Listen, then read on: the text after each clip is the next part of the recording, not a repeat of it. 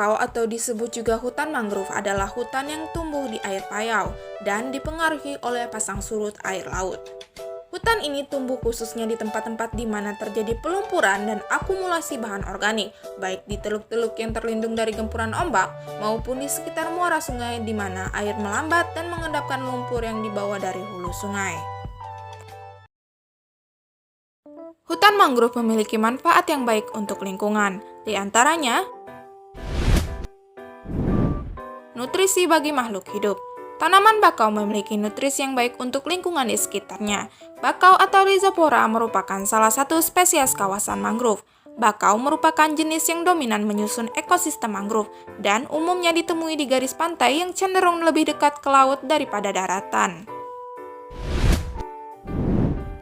Menjernihkan air dan menjaga salinitas garam. Akar tanaman mangrove berperan tidak hanya sebagai alat bernafas tanaman saja, namun fungsi akar tersebut juga bisa menangkap endapan dan membersihkan kandungan zat kimia dalam air yang berasal dari daratan menuju laut. Menyediakan berbagai kebutuhan obat tradisional. Beberapa bagian tanaman ini juga dapat dimanfaatkan sebagai obat. Kulit batang pohon ini dapat digunakan sebagai pengawet, obat gatal, dan obat radang. Tanaman pohon mangrove juga dipercaya dapat mengobati gigitan ular, rematik, gangguan pencernaan, dan masalah kesehatan lainnya. Getah tanaman ini juga bermanfaat untuk mengobati sakit akibat sengatan hewan laut. Namun, ketika getah tanaman tersebut juga bisa menyebabkan kebutaan sementara apabila terkena di area mata, sehingga penggunaannya sebagai obat harus ekstra hati-hati. Kemudian mencegah abrasi dan erosi tanah. Sistem perakaran mangrove yang kompleks, rapat, dan lebat dapat menangkap sistem bahan organik dan endapan yang terbawa air laut dari daratan. Proses ini akan membuat air laut menjadi bersih serta memelihara kehidupan padang lamun dan terumbu karang. Selain memiliki banyak manfaat, hutan mangrove juga memiliki fungsi yang besar bagi kehidupan manusia, terutama karena akar tanaman mangrove yang kuat mampu menopang tanah di sekitar pesisir agar tidak terbawa arus pasang surut dan ombak.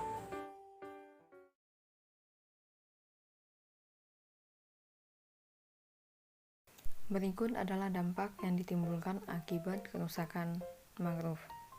Yang pertama, akan berdampak langsung terhadap ketersediaan bibit kegiatan budidaya, sehingga sebagian besar kegiatan budidaya laut maupun payau yang tidak lagi berjalan.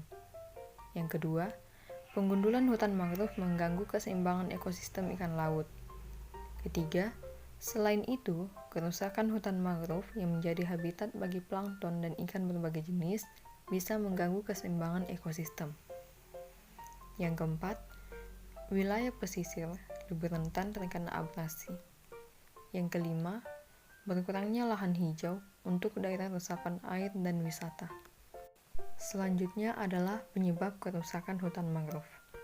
Yang pertama, pencemaran, di mana pencemaran ini disebabkan oleh ketidaksadaran masyarakat akan pentingnya menjaga kebersihan lingkungan. Yang kedua, konversi hutan mangrove yang kurang memperhatikan faktor lingkungan. Contohnya itu, masyarakat yang mengkonversi hutan mangrove menjadi lahan tambak, pertanian, pemukiman, pelabuhan, serta industri yang dilakukan secara berlebihan, sehingga lahan hutan mangrove ini menjadi sangat sedikit. Yang ketiga, yaitu penebangan secara berlebihan yang dapat memunculkan dampak negatif, terutama bagi lingkungan, manusia, dan hewan. Adapun yang bisa kita lakukan untuk tetap menjaga kelestarian hutan mangrove adalah yang pertama, perlu adanya lahan konservasi terhadap hutan mangrove. Kedua, kita melakukan reboisasi atau penanaman kembali terhadap hutan mangrove yang telah rusak. Ketiga, perlu adanya manajemen tata ruang yang baik terhadap wilayah pesisir pantai berhutan mangrove. Keempat, mengadakan penyuluhan dalam rangka pemahaman masyarakat terhadap pentingnya kelestarian hutan mangrove bagi lingkungan hidup. Kemudian yang terakhir, memberikan sanksi hukum yang tegas terhadap siapapun yang merusak kelestarian hutan mangrove. Dampak aktivitas pertambangan timah laut. Tidak ada pertambangan tidak merusak lingkungan, baik di darat maupun di laut. kerusakan akan membawa dampak bagi beberapa dekade mendatang, bahkan bisa menjadi permanen. Penambangan timah lepas pantai tanpa dasar hukum, terumbu karang dengan jelas telah merusak, mencemari pantai, dan mengganggu perkembangan perikanan dan mengganggu sistem sosial.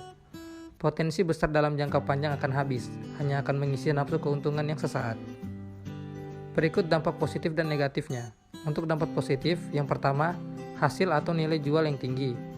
Yang kedua, terpenuhi kebutuhan pertambangan. Dan yang ketiga, sangat berguna bagi kehidupan. Untuk dampak negatif, yang pertama, rusaknya lingkungan. Yang kedua, daerah sekitar menjadi rawan bencana.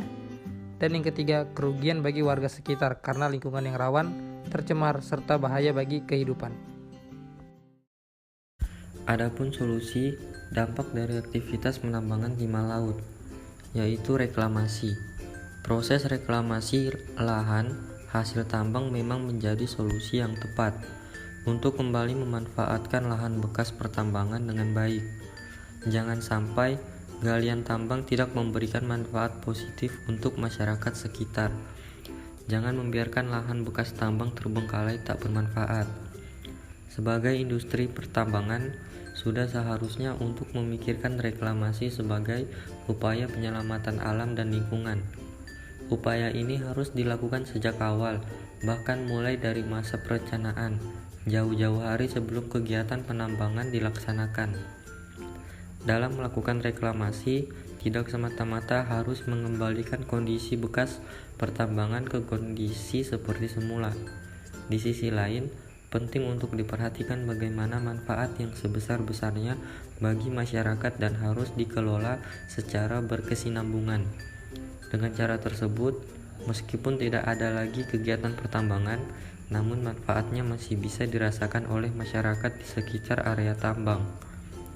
Dengan pertimbangan manfaat reklamasi pasca tambang ini, tidak semua lahan harus dikembalikan seperti sebelumnya, misalkan dengan penanaman tumbuhan kembali.